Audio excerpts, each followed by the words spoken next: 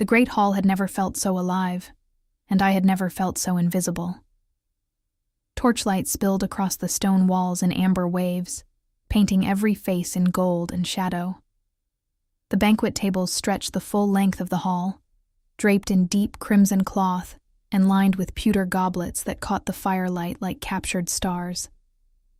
Roasted meats, honeyed breads, and spiced wine filled the air with a warmth that should have felt welcoming. It didn't. Not for me. I stood near the far edge of the hall, pressed against the cold stone with a clay pitcher in my hands, watching the world move around me the way water moves around a rock, naturally, without effort, without noticing the obstacle at all. That was my place in Veldren Keep. Not at the tables, not among the nobles draped in velvet and fur who laughed too loudly and spoke too freely. My place was the edges, the corners, the spaces between things where no one thought to look. My name is Clara, and I had been a servant in this keep for 3 years, long enough to memorize every crack in every corridor, every draft that slipped beneath the iron doors on winter nights, long enough to know which lords preferred their wine warm and which ones would complain either way, long enough to stop expecting anything different. Tonight, however, was not an ordinary night. King Edric of the Lycan throne had arrived. The whispers had begun 2 days before his company rode through the outer gates. Soldiers on horseback, each one broader and taller than any man born in our village, their armor dark as old iron, their banners bearing the silver wolf of the northern realm. The servants had gathered at the narrow windows of the upper corridor, pressing their faces to the cold glass to catch a glimpse. I had not joined them. I had learned, long ago, that curiosity was a luxury I could not afford. But now he was here. Seated at the head table, elevated on a dais of carved stone, positioned where every eye in the hall could find him without effort. And they did. Every eye found him, and stayed. I kept mine on the floor, mostly, on the worn flagstones, on the hem of my gray linen dress, slightly too long, slightly too worn at the cuffs. I moved along the wall, refilling goblets when they were held out to me, stepping aside when nobles passed without acknowledgement. I was furniture, useful, unnoticed, replaceable. It was Lady Seraphine who first made me feel the weight of the evening. She appeared at my elbow without warning, her silk gown the color of crushed violets, her dark hair coiled into an elaborate arrangement of pins and ribbons that must have taken her handmaid an hour to construct. She was beautiful in the way that sharp things are beautiful, commanding, precise, designed to cut.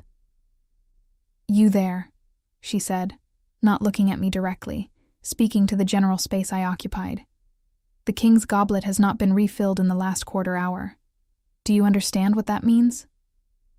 "Yes, my lady," I said quietly. "Then do not make me explain it again." She swept away, trailing the scent of rosewater and authority. I watched her cross the hall toward the dais, watched the deliberate way she moved, the calculated tilt of her chin as she ascended the 2 steps that separated the high table from the rest of the world. She had been maneuvering for the king's attention since the moment his company had ridden through our gates. Everyone in the keep knew it. Everyone approved. A match between Lady Seraphine and King Edric would be advantageous, politically, socially, in every way that mattered to people who measured the world in alliances and land. I crossed the hall with my pitcher, keeping close to the wall.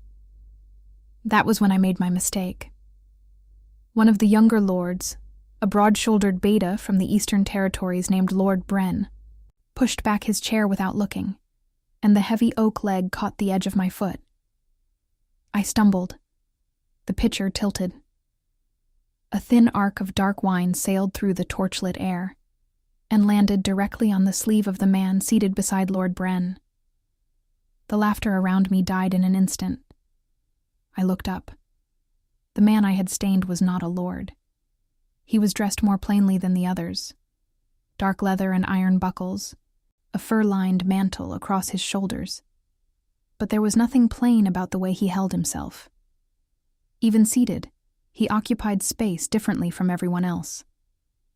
His dark hair was braided back from his face, shot through with cords of leather, and his eyes, when they lifted to meet mine, were the pale, unyielding gray of winter sky before a storm. Every sound in the hall seemed to compress into a single, suffocating moment.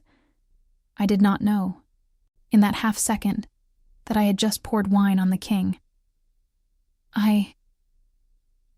My voice came out barely above a breath. "Forgive me, my lord, She's done it to the king," someone hissed from somewhere behind me, loud enough to carry. The blood drained from my face so quickly I felt the cold of it.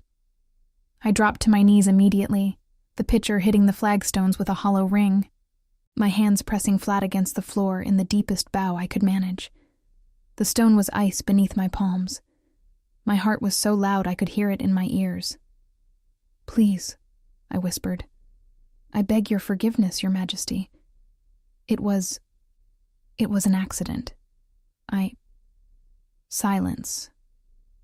Not the polite, manageable silence of a hall between songs. The absolute, airless silence of a room holding its breath. I could feel every gaze in the hall pressing down on me like stone. Then King Edric spoke. His voice was low, unhurried, carrying the natural weight of a man who had never needed to raise it to be heard. "Stand up." I lifted my head slowly. He was looking at me, not with anger, not with the contempt I had braced myself for, but with something I could not immediately name. Something measured and still, the way a deep river looks calm on the surface when the current beneath is anything but. "I said stand up," he repeated. "I won't ask a third time."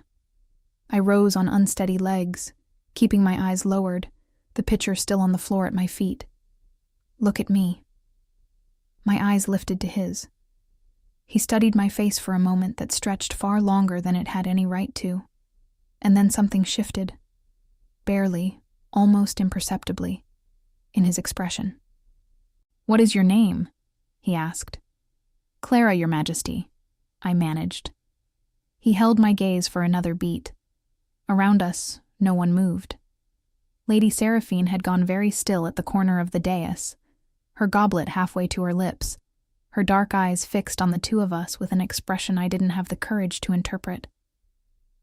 Then King Edric reached out and picked up his own goblet from the table. "Refill it," he said simply.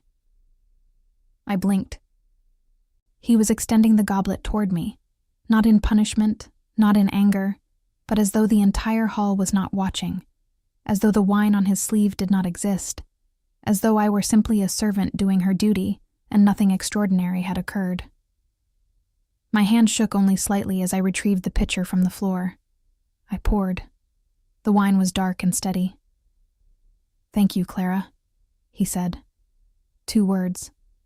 My name, spoken in the king's voice, in the great hall of Veldran Keep, in front of every noble and beta and lord who had spent 3 years looking through me as though I were made of air. I stepped back. I pressed myself against the wall, and I did not breathe properly for a very long time. But the evening was not finished with me yet.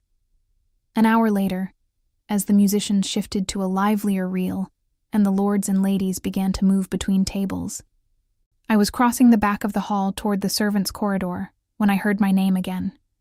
Not whispered, not called with impatience, spoken with intention. "Clara." I turned. King Edric was looking at me from across the hall. He was seated once more, surrounded by his own men, broad, battle-worn warriors who spoke quietly among themselves. And yet his gaze had found me through the crowd with an ease that made no sense. He gestured once, a single small movement of his hand. "Come here." My feet moved before my thoughts could argue. I crossed the hall slowly, aware of every pair of eyes that tracked the path between us. Lady Seraphine's gaze was among them. So was Lord Bren's, heavy with something between irritation and confusion. I reached the edge of the dais and dipped into a bow. "Your Majesty." "Sit," he said. I looked up. I beg your pardon?" His gray eyes did not waver. "Sit," he repeated, and gestured, not to a servant's stool, not to the floor, but to the empty chair to his right. The chair that Lady Seraphine had been angling toward all evening. "Your Majesty, I am a servant. I cannot—" "I am aware of what you are," he said calmly. "I asked you to sit." The hall had gone quiet again. That same compressed, breathless silence from before. I could feel Lady Seraphine's gaze on the side of my face like the edge of a blade. Slowly, with every instinct screaming that this was wrong, that I was too small and too invisible for whatever this was, I sat. King Edric turned back to his men, resuming a conversation I had interrupted without intending to, and the hall gradually, uncertainly, began to breathe again. But no one stopped watching, and I understood, in the marrow of my bones, that whatever had begun tonight was not going to be simple. I did not sleep that night. I lay on my narrow straw pallet in the servants' quarters, staring at the low stone ceiling while the sounds of the keep settled around me. The distant clank of a guard changing post, the wind pressing through the gaps in the shuttered window above my cot, the soft breathing of the other girls sharing the room. Marta, the head laundress, snored softly from the corner. Young Pell, who was barely 16 and still cried some nights when she thought no one could hear, had finally gone quiet an hour ago. I should have been grateful for the quiet. Instead, I turned the evening over and over in my mind like a stone with a sharp edge, unable to find the angle that didn't cut. Sit. One word, and I had obeyed it in front of every noble in that hall. I pressed the back of my hand to my cheek, still warm with embarrassment, or something else I refused to name. The chair had been solid beneath me, the table before me set with food I did not touch, the king beside me carrying on his conversation as though nothing unusual had occurred. His men had glanced at me with curiosity but not unkindness. One of them, a broad, dark-skinned warrior named Gareth, whose rank as the king's gamma I learned only later, had even offered me a small nod of acknowledgement, as though I belonged there. I had not belonged there, but I had stayed for nearly half an hour, upright and still and silent at King Edric's right hand, before he dismissed me with a quiet word, and I retreated to the servants' corridor on legs that barely remembered how to walk. Lady Seraphine had not looked at me as I passed. That, somehow, frightened me more than anything else. Morning arrived with the brutal indifference of a keep that did not pause for anyone's private crisis. By the time the first bell rang over the courtyard, I was already at the wash basins, scrubbing the linens from the banquet tables alongside Marta and 2 other girls. The water was cold. My hands ached almost immediately, the knuckles reddening in the chill. Marta did not speak for the first quarter hour. She was a stout, sharp-eyed woman of perhaps 50, with gray threaded through her brown hair and a practical wisdom about the world that I had always respected. When she finally broke her silence, she did not look up from her work. "The whole keep is talking," she said. "I know," I replied. Lady Seraphine's handmaid told the head steward's boy that her mistress was in a black mood all night after the feast. "I didn't ask to sit there." "Marta." "No one said you did." She wrung out a length of linen with more force than necessary. "But it happened all the same. And things that happen in front of an entire hall of nobles don't unhappen, Clara. You understand that." I understood it very well. I scrubbed harder. The morning continued with its ordinary burdens. Water carried, floors swept, fires in the upper chambers built back up from ash. But the ordinary rhythm of the keep felt different today, slightly off-tempo, the way a familiar song sounds wrong when someone is playing it in the wrong key. The other servants glanced at me in the corridors, some with curiosity, some with a sympathy that felt close to pity. 2 of the older kitchen boys whispered as I passed the larder, and I chose not to hear what they said. It was mid-morning when the summons came. A young page in the king's colors, dark gray and silver, appeared at the door of the linen room where I was folding dried cloth, and announced with the careful gravity of a boy performing an important duty for the first time that His Majesty King Edric requested the presence of the servant, called Clara, in the keep's eastern library at the hour before midday. Marta's hands went still on the cloth she was holding. I kept my face composed. "Tell His Majesty I will attend," I said. The page left. The room was very quiet. "Clara," Marta said. "I'll be careful," I told her, before she could say anything else. The Eastern Library was a room I had cleaned many times but never truly inhabited. It was smaller than the Great Hall, warmer, tucked into a corner of the keep, where two stone walls met at an angle that somehow kept out the wind. Shelves of bound manuscripts lined every surface, and a wide table occupied the center of the room, covered in maps and open volumes, and the remnants of what appeared to be a recent strategic review. Parchment covered in tight, deliberate script, small carved markers arranged across a map of the Northern Territories. King Edric was standing at the window when I entered, looking out at the gray morning sky. He turned as I stepped inside. In the daylight, without the drama of torchlight and a crowded hall, he looked different. Not smaller, never smaller, but more specific. The lines of his face were sharper. The pale gray of his eyes was clearer, almost colorless in the morning light. There was a thin, old mark along his jaw that I had not noticed the night before, the kind left not by any recent conflict, but by something survived long ago. He was perhaps 30, perhaps a few years beyond, and he carried those years the way stone carries weathering, not weakened by it, shaped by it. He gestured toward the chair across the table from where he stood. This time, I sat without argument. He remained standing, studying me with that same measured stillness from the previous night. Then he said, "You didn't eat anything." I blinked. "Your Majesty? Last night, at the table, you sat for nearly half an hour and didn't touch the food in front of you." I had not expected that to be the first thing he noticed, or mentioned. "No, Your Majesty. It didn't feel appropriate." "Why not?" "Because I am a servant," I said carefully. Sitting at that table was already... I stopped, searching for the right word. It was already more than my place. He was quiet for a moment. Then he moved to the table and settled into the chair across from me, resting his forearms on the surface of the maps. Up close, I could see the faint markings on his forearms. Not decorative, but the kind of marks left by a life spent in armor.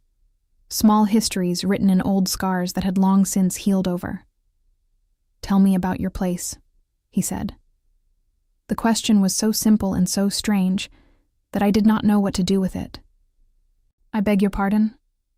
"In this keep, your position. How long have you been here?" 3 years, Your Majesty." "And before that?" I held his gaze carefully. "A village to the south, Oren's Hollow. My father was a tanner. He passed when I was 19 and there was nothing left to stay for." He nodded once, as though this answered something he had already suspected.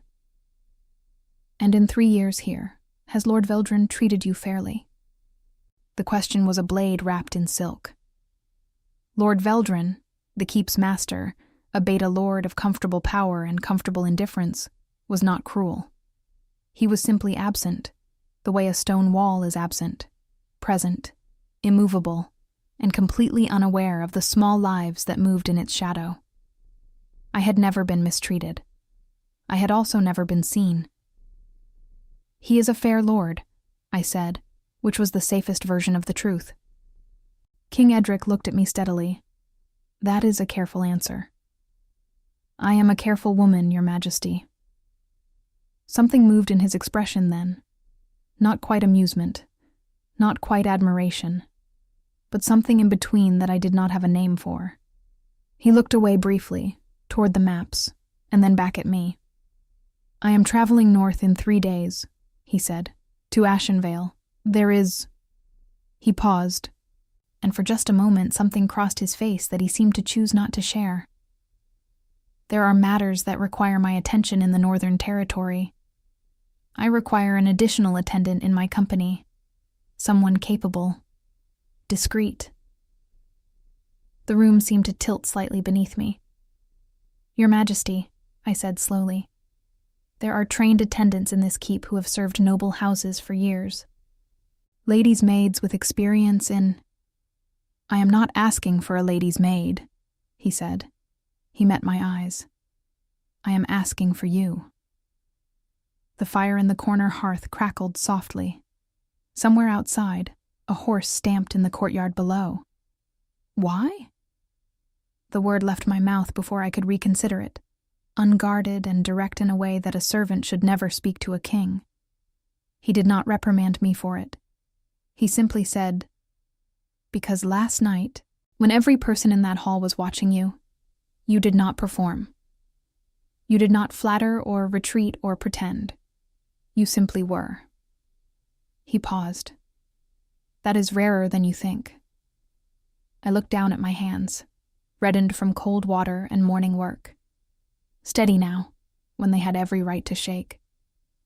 "I have never traveled beyond the southern roads," I said quietly. "I know. I don't know the Northern Territories. You would learn."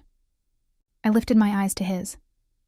He was watching me with patience, genuine patience, the kind that did not perform itself, that simply existed, unhurried. "And if I said no?" I asked. "Then you would remain here," he said simply. "I do not compel unwilling servants, Clara. I am asking." The fire popped. The morning light shifted through the window. I thought of Marta's hands going still on the linen, of Lady Seraphine's gaze like a blade edge, of 3 years of flagstones and cold water and the particular exhaustion of being invisible in a world that had no interest in seeing you. "When do we leave?" I asked. We rode out before dawn on the 3rd day. I had owned very little before that morning, and packing had taken less time than I expected. A spare dress, a woolen undershirt, a worn leather belt, a small knife my father had given me for practical use, and nothing more. I wrapped these things in a square of oilcloth and tied the bundle across the back of the gray mare that one of the king's stable hands had assigned to me without ceremony or explanation. The horse was calm and steady, built for distance rather than speed, and I decided immediately that I trusted her. I named her Ash, quietly, to myself, as we passed through the outer gates of Veldren Keep into the blue dark hour before sunrise. Marta had risen before me to see me off. She had pressed a small parcel of dried bread and salted meat into my hands without a word, and then held my face between her rough palms for just a moment, the way a woman does when she wants to say something she has decided not to say. Her eyes were bright. Mine were not, but only because I had learned, somewhere in the years between my father's death and this morning, to keep what mattered most somewhere below the surface where it could not be taken. "Come back sensible," she had said finally. "I'll try," I had told her. The company that rode with King Edric was smaller than I had expected. 12 warriors, including Gareth, his Gamma, and a lean, watchful beta named Soren, who served as the king's second voice in matters of strategy. There were 2 additional attendants, an older man called Finn, who managed the king's personal effects with the focused silence of someone who had been doing it for decades, and a young healer's apprentice named Bryn, barely 22, with quick dark eyes and a habit of cataloging everything she observed in a small leather-bound journal she kept tucked in her cloak. Bryn fell into step beside me within the first hour of riding, her mare matching Ash's pace with easy companionship. "You're the one from the feast," she said, without preamble. No judgment in her voice, only observation. "Word travels quickly," I said. "In a company this small, word travels at the speed of boredom." She glanced at me sideways. "I'm Bryn. I apprenticed under Healer Oswin at the Northern Garrison for 2 years before the King's company passed through, and Oswin volunteered my services to the crown, which I suspect he meant as a kindness and I experienced as a mild surprise. Despite everything, I almost smiled. Clara. I know. She adjusted her journal beneath her cloak. Do you have any experience with healing work? Some. I assisted the keep's herb woman for a season when we were short of hands, mostly preparation, grinding, measuring, dressing minor wounds. Bryn nodded as though this was useful information she was filing away. Good. I work alone too much. It makes me talk to myself, and the warriors find it unsettling. This time I did smile briefly into the wind. The road north was long and beautiful in the way that wild things are beautiful, indifferent to whether you appreciated it. We passed through the thinning farmlands that bordered Lord Veldrin's territory by mid-morning, and by midday, the landscape had begun to change in earnest, the gentle rolling fields giving way to older, darker ground. The trees grew taller here, their trunks wide as two men standing abreast, their canopy thickening overhead, until the road passed through long corridors of shadow and filtered amber light. I had never traveled this far north. The air itself was different, sharper, carrying the cold weight of elevation, scented with pine resin and damp earth, and something else beneath it that I could not name. Something ancient. The kind of smell that made you feel, briefly and inexplicably, that the world was larger than you had remembered. King Edric rode at the head of the column for most of the day, speaking in low tones with Soren and occasionally with Gareth, who rode at his left. He did not speak to me directly during the day's travel, and I did not expect him to. I watched him from a careful distance the way you watch weather, trying to understand its patterns before they become relevant. What I observed was this. He listened more than he spoke. When Soren reported something, Edric heard the whole of it before responding. When Gareth raised a concern, the king turned to face him fully, not answering until he had visibly considered the words. He did not perform authority, he simply had it, the way tall mountains simply have height, not as an achievement, but as a condition of their nature. We made camp that evening in a wide clearing where the road curved around an old stone marker, half buried in moss, the carved symbols on its face worn to near illegibility by weather and time. The warriors moved with practiced efficiency, fire built, horses tended, perimeter checked. Finn produced a small traveling brazier and set water to boil. Bryn organized her healer's satchel with the focused calm of someone who found comfort in order. I helped where I could without being asked, gathering wood alongside two of the younger warriors, filling water skins from the stream that ran along the clearing's eastern edge, assisting Bryn in hanging a small oilskin shelter between two trees in case of overnight rain. No one told me to do these things. I simply saw what was needed and did it, the way I had learned to do in the keep. It was Gareth who noticed. He was a big man, broad through the shoulders, with a face that had been handsome once and was now interesting instead, rearranged by years and weather into something more honest than conventional beauty. He crossed the clearing to where I was hammering the last stake into the ground with a smooth river stone, and crouched down to hold the stake steady without being asked. "You've done camp work before?" he observed. "No," I said, driving the stake flush with 3 clean strikes. "But I've done enough work in enough different situations to understand the shape of it." He was quiet for a moment. Then he said, "Good." That was all. He rose and walked back toward the fire. But when I passed him 20 minutes later with an armful of wood, he stepped aside to give me room in a way that was small and deliberate. The kind of courtesy that warriors in my experience did not typically extend to servants. I filed it away carefully. Dinner was simple. A traveling stew of dried meat and root vegetables that Finn produced from the supply packs, with the calm confidence of a man who had fed companies in worse conditions. We ate in loose clusters around the fire, the king's men falling into the comfortable silence of people who had spent many nights exactly like this one. Bryn sat beside me and ate with the focused efficiency of someone who considered meals primarily as fuel. Across the fire, Soren sharpened a blade with long, rhythmic strokes that were somehow soothing rather than threatening. King Edric sat slightly apart, a bowl in his hands, reading from a folded parchment by the firelight. His braided hair had loosened slightly during the day's ride, a few dark strands falling forward along his jaw. He had removed his fur mantle and draped it over the log beside him. In the plain firelight, dressed in dark leather and linen, he looked less like the sovereign of the northern realm, and more like a man who was simply, quietly tired. I was watching the fire when he spoke. "Clara." I looked up. He was not looking at the parchment anymore. He was looking at me, firelight making the gray of his eyes warmer than they were in daylight. "Come here." I rose and crossed the clearing to where he sat, settling onto the far end of the log with a careful distance between us that felt both instinctive and necessary. He held out the parchment. "Can you read?" "Yes," I said, surprised enough by the question that I answered before I thought to be cautious. "My father taught me. He said a person who could read was harder to cheat." Something shifted in his expression, quiet, private. He was right. He gestured at the parchment. "Tell me what you see." I took it carefully. It was a map, or part of one, of the region we were riding toward. Ashenvale.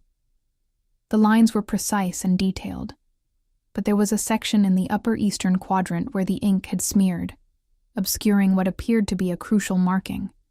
A settlement, perhaps, or a border point. "There's something missing here," I said, tracing the smeared area carefully without touching the ink. "Whatever was marked. It was done in haste. The rest of this is careful work, deliberate. This section was added later, under pressure." I looked up. What was it meant to show? King Edric was watching me with that same measured expression from the library. Then he said quietly, "A location. One that may no longer exist." I waited. "There is a village in the northeastern quarter of Ashenvale," he said, his voice low enough that it did not carry beyond the two of us. "Or there was, 3 months ago. My last messenger from that region did not return."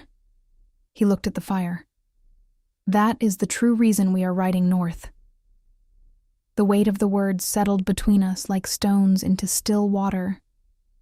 I looked back at the map, at the careful, deliberate lines, at the smeared patch where something important had been and was now uncertain. "Then we need to know what was there," I said. He turned to look at me. "Yes," he said. "We do." The fire crackled between us. Around the clearing, his men slept or kept watch in the comfortable rhythms of long experience. The night pressed close and cold against the circle of warmth we had built. I looked at the map in my hands and felt something shift in my chest. Something that was not quite fear and not quite readiness, but lived exactly between the two, in the particular country of things that are about to matter very much. I did not give the map back. He did not ask for it. We reached the outskirts of Ashenvale on the 5th day of riding. I knew we were close before anyone said so. The forest changed first. The trees grew denser, older, their bark darker and rougher than the woodland we had passed through in the south, their roots breaking through the road's surface in long, gnarled ridges that forced the horses to pick their steps carefully. The light changed too, filtering through the canopy in thinner, colder shafts, and the birdsong that had accompanied us through the lower territories fell gradually away, until the only sounds were hoofbeats, leather creaking, and wind moving through branches too high to see clearly. Then came the smell. Not fire, nothing so immediate or violent. Something older, the particular cold scent of ash that has long since gone out and been rained on and settled into the earth. The smell of something that had been and was no longer. Soren raised a fist, and the column halted without a word. King Edric rode forward to the head of the line. I watched him sit very still in the saddle, reading the air with an attentiveness that was not quite human and not quite animal, but something that lived naturally between the two. The particular awareness of a Lycan king in a territory that had gone wrong. After a long moment, he turned and spoke quietly to Gareth.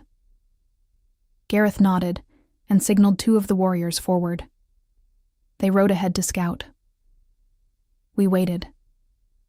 Bryn appeared at my side, her mare pressing close to Ash with the instinct of herd animals seeking contact. Her journal was in her hands, but she was not writing in it. She was watching the road ahead with an expression I recognized, the healer's particular brand of dread, which is not fear of danger, but fear of what the danger has already done to others. "How bad?" I asked her quietly. "I don't know yet," she said, "but the king has been tense since yesterday morning. I watch him the way I watch weather. When he goes that still, it means he already knows something he hasn't decided to share yet." I thought of the map, of the smeared mark, of the messenger who had not returned. The scouts came back 20 minutes later. I watched Edric's face as they reported to him in low voices. He did not react visibly. No flinch, no sharp intake of breath. Nothing that the court nobles at Veldrin's feast would have recognized as feeling, but his jaw set slightly, and his hands on the reins went briefly to stillness before relaxing again.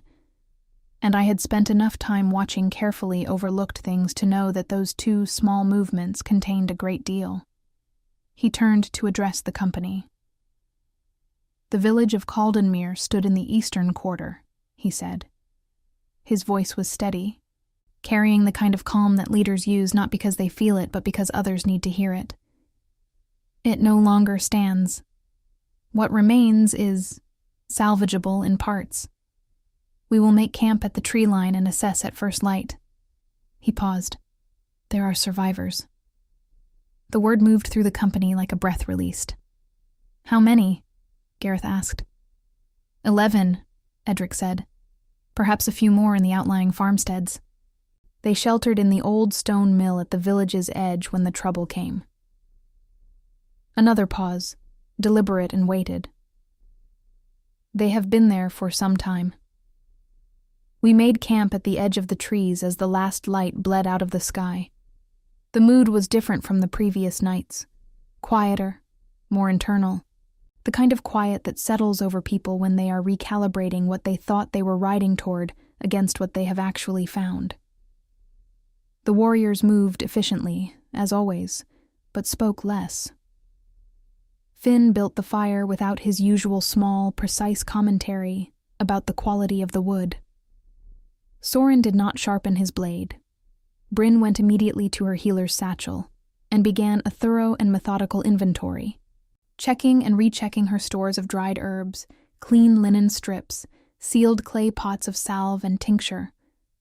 I sat beside her and helped without being asked, holding things when she needed a second hand, organizing by category when she needed to think. "Yarrow," she murmured half to herself. "More than I have. And willow bark. I'm short on willow bark." She pressed her lips together. "People who have been sheltering without proper provisions for weeks will need..." She stopped herself, refocused. "I'll manage." "Tell me what to look for in the morning," I said. "When we reach the village. Herbs, plants. Tell me what grows in northern terrain that you could use." She looked at me sideways, and something in her expression shifted from stress to cautious gratitude. "You'd know them if I described them." "I spent a season with an herb woman," I reminded her. "Describe them." She did. For the next hour, by firelight, Bryn taught me the names and shapes and growing habits of 6 plants common to northern woodland that could serve as supplements to what she carried. I listened and repeated until she was satisfied I would recognize them. It was useful work, the kind that asks nothing of you except attention, and gives back the particular dignity of being genuinely helpful. When we finally went quiet, I looked up and found King Edric watching us from across the fire. He looked away before I could decide what his expression meant. We reached the mill at mid-morning the next day. It was a solid, low-built structure of old gray stone, its wheel long since stopped, its mill pond reduced to a shallow, reedy pool. The door was barricaded from the inside, with what appeared to be every movable object the survivors had been able to drag to it. Timber beams, flour barrels, an overturned cart whose wheel protruded at an awkward angle through the narrow gap beneath the lintel. Gareth knocked. Spoke the king's name clearly, without ceremony, in the plain, direct tone of someone who understands that frightened people need plainness above all else. A long silence followed, then the sound of something heavy being dragged, and then the door opened. There were 14 of them in the end, not 11. The 3 additional had been in the back of the mill's upper loft, too weak to have responded when the scouts first called out. They were of all ages. A white-haired elder who had clearly been the village's herbalist, 3 families with children ranging from young to nearly grown, 2 solitary men who had been traveling traders caught in Caldenmere when their luck ran out, and a woman perhaps 10 years older than me named Aldis, who appeared to have organized and maintained the group's survival with a fierce, exhausted competence that I recognized instinctively. Aldis was the first one through the door. She looked at Gareth, at the warriors, at the king, and then, for some reason I did not immediately understand, at me. "Are you the healer?" she asked, direct as a blade. "She is," I said, stepping aside to put Bryn forward.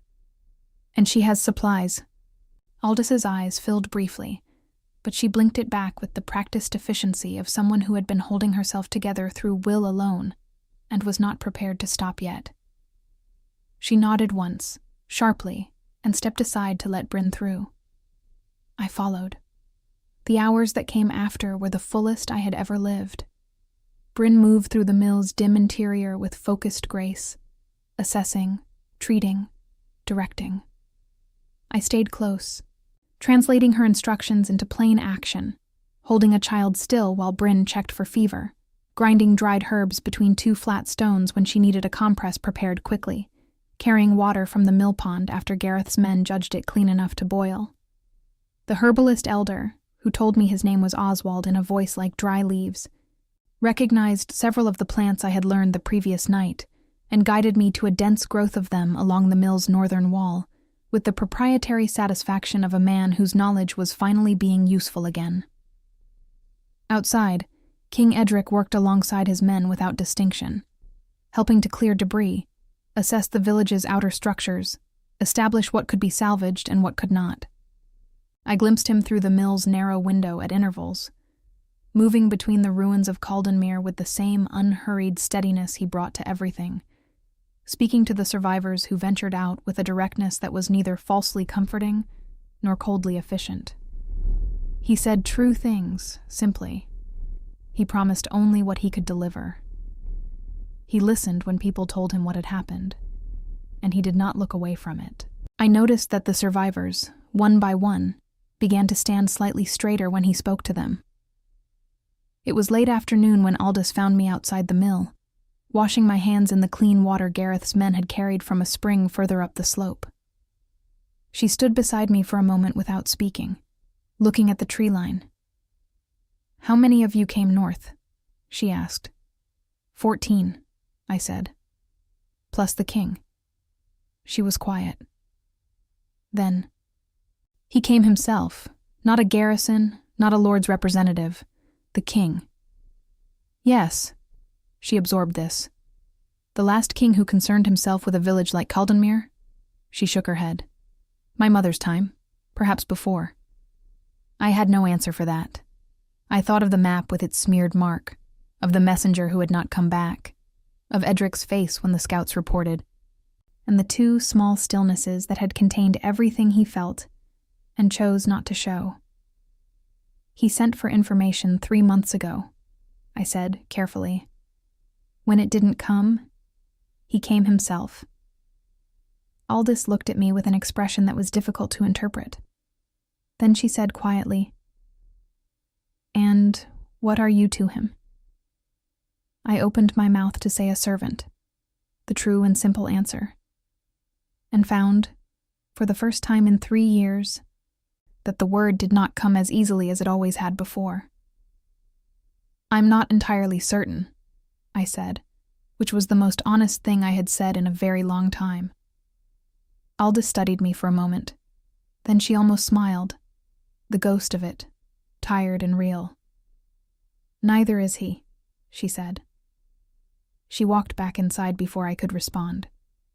I stood at the edge of the mill pond as the evening light came down gold and cold through the northern trees, and I let myself feel, just for a moment, the full and frightening weight of a life that was no longer shaped the way it had been a week ago. Then I dried my hands and went back to work. We stayed in Caldenmere for 4 days. It was not the plan. The plan, as Soren had outlined it on the second night of travel, had been to assess, record, and return south, with a report that would allow the king to mobilize proper aid from the capital. But plans made in the abstract have a way of dissolving on contact with the specific weight of real people and real need, and Edric dissolved his without visible hesitation on the morning of the first day, when Bryn told him quietly that 3 of the survivors were not stable enough to be moved without risk. He simply said, "Then we stay." Soren accepted this without argument. Gareth began reorganizing the camp accordingly, and the work continued. Those 4 days remade something in me that I had not realized was broken. I woke before dawn each morning and slept after dark each night. And between those 2 points, every hour was occupied with something that mattered. Bryn and I established a small treatment area in the mill's ground floor, and Oswald, the elder herbalist, became an unexpected partner, his decades of accumulated northern knowledge filling the gaps in Bryn's training with a generosity that moved her to a silent, focused gratitude she expressed entirely through the quality of her work. I moved between them, and between the mill and the camp, and between the survivors and the king's men, and gradually, without ceremony, without announcement, I became the thing that connected all of it. Aldous noticed first. She began directing questions to me before she directed them anywhere else, not because I had authority, but because I consistently knew where the answers were and how to retrieve them. Gareth noticed second. By the 3rd day, when a dispute arose between 2 of the surviving traders about the division of the remaining food stores, it was Gareth who came to find me and said, without apparent self-consciousness, "The king would like your read on this before he decides." I had stood very still for a moment when he said that. Then I had gone and given my read, and Edric had listened, and the dispute had been resolved in a way that left both men with their dignity intact and the remaining stores fairly managed. That evening, Edric found me at the edge of the mill pond, where I had taken to sitting for the last half hour before dark. Not from any sentimental attachment to the spot, but because it was the only place in the camp where the noise of the day fell temporarily away. He sat beside me on the low stone wall without invitation and without explanation, and for a while, neither of us spoke. The sky was doing something extraordinary. Long bands of amber and deep rose stretching across the northern horizon, the kind of sky that belongs entirely to high latitudes and cold air and dying seasons. The mill pond reflected it in rippling fragments. Ash, tethered nearby, blew softly through her nose. "Aldous told me what you said," Edric said eventually. "When she asked what you were to me, I felt the particular stillness that comes just before something important." "I told her the truth," I said. "I wasn't certain." "And now?" I looked at my hands in my lap, reddened, slightly roughened from 4 days of hard and varied work, familiar to me in a way they had not quite been before. "I think I am someone who is useful," I said carefully, "in ways I hadn't understood before this journey." "That is one true thing," he said. He was quiet for a moment. "It is not the only one." I looked at him then, directly, which I had trained myself not to do too often, because his gaze had a quality of attention that was difficult to sustain without feeling entirely seen. In the amber light of the northern evening, the gray of his eyes had gone almost warm. The old mark along his jaw was a thin silver line. He looked tired in a way he did not permit himself to show in front of his men. A real, human tiredness. The kind that lives behind the eyes and has nothing to do with sleep. "You came north because a messenger didn't return," I said quietly. "But that isn't the only reason." He turned to look at me. "Caldenmere," I said. "You knew the name before the scouts confirmed it.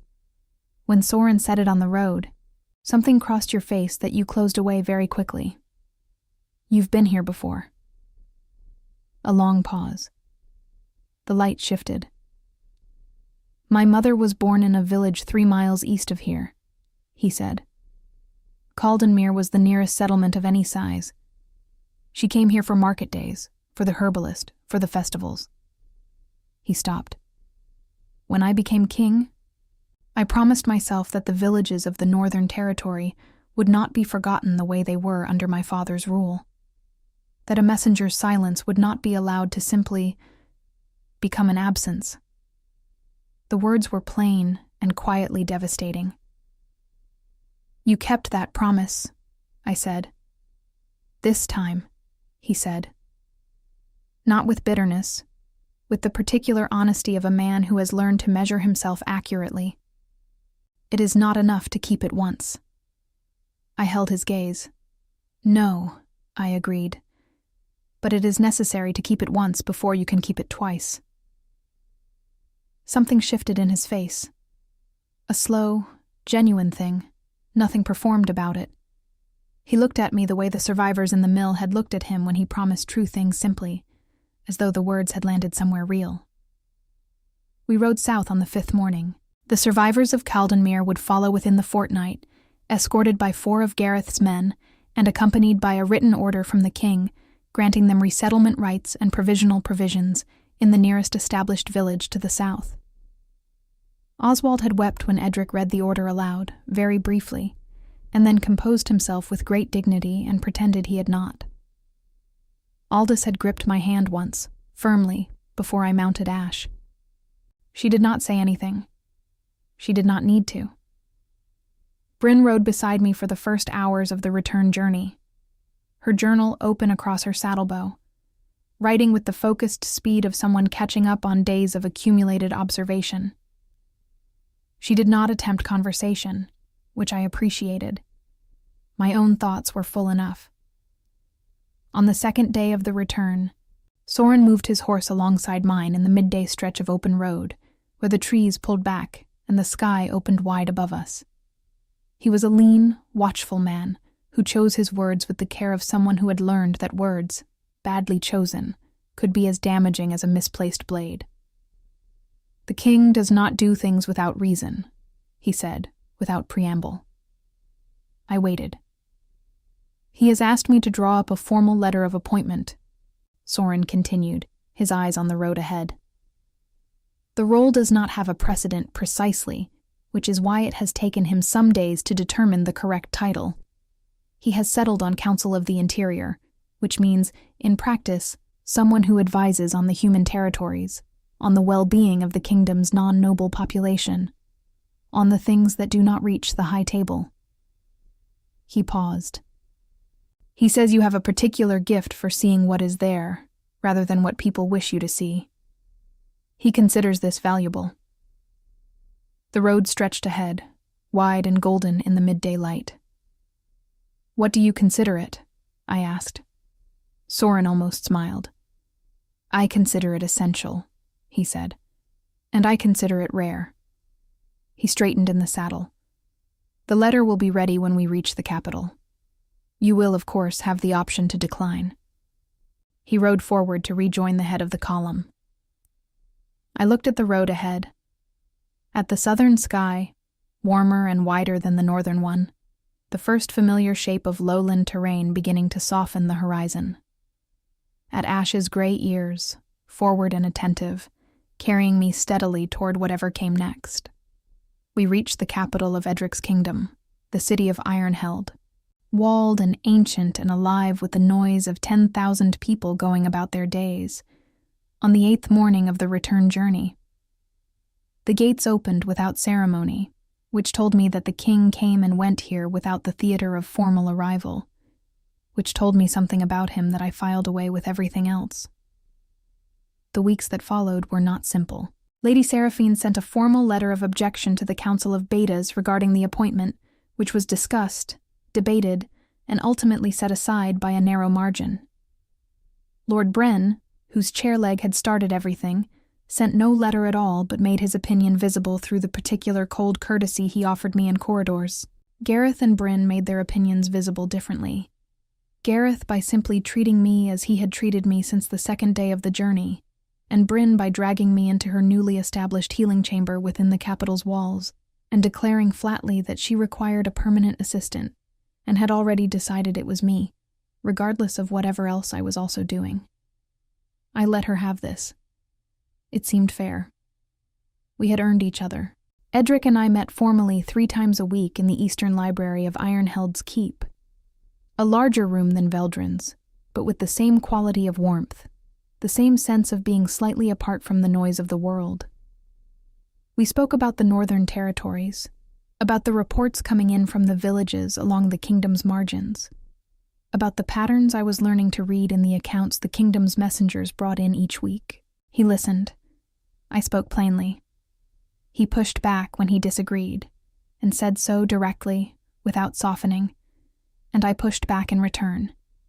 And we disagreed sometimes with a productive sharpness that Soren later told me, with evident satisfaction, was the most useful thing that had happened in those meetings in years.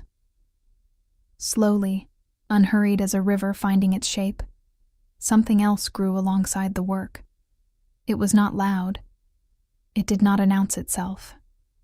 It was present in the way he paused when I entered a room, the way my eyes found him first in any crowded space, the way a silence between us had stopped being empty and become instead full of something neither of us had yet put into words. He put it into words on a quiet evening in late autumn, 6 months after we had ridden south from Caldenmere, in the Eastern Library with the fire low and the map spread between us, and the last of the day's light fading at the window. He did not make a speech of it. He simply looked at me across the table and said, "I would like you to remain, not as Council of the Interior, as more than that. I am aware that I am asking something significant, and I am asking it plainly because I do not know how to ask it any other way." I looked at him for a long moment. 3 years of flagstones and cold water, and the particular exhaustion of being invisible. 5 days in Caldenmere that had remade something broken. 6 months of learning that being seen, truly seen, for what you actually were and not what a room needed you to be, was not a vulnerability, but a kind of homecoming. "I know how to answer plainly, too," I said. He waited. "Yes," I said. The seasons that followed wrote themselves into permanence with the quiet certainty of things that were always meant to be. Bryn became the kingdom's head healer within 2 years and complained about the administrative burdens of the role with an eloquence that suggested she loved it completely. Gareth was named head of the King's Council, a position he occupied with the same unpretentious competence he brought to everything. Soren retired from active road travel with visible relief and became the kingdom's chief archivist, where his gift for careful words found its most natural home among manuscripts and records.